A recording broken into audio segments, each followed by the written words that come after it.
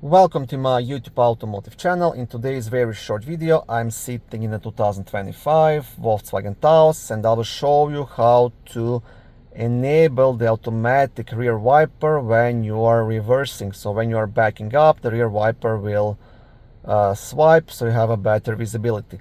This video should apply to these vehicles made from 2022 all the way up to 2026 or possibly even newer. Also, if this video was helpful, please consider supporting the channel by liking the video, subscribing to the channel, or becoming a channel member.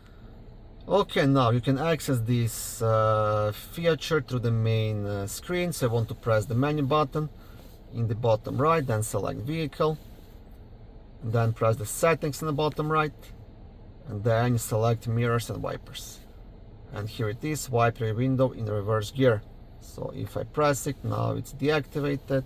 If there is a check mark, that means it is activated.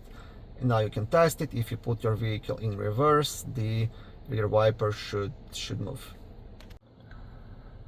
Thank you for watching this video. I hope it was helpful and educational. If it was, please like it and consider subscribing to my YouTube automotive channel. On my channel there is lots of how-to videos, do-it-yourself videos, car reviews, product reviews and other similar automotive topics.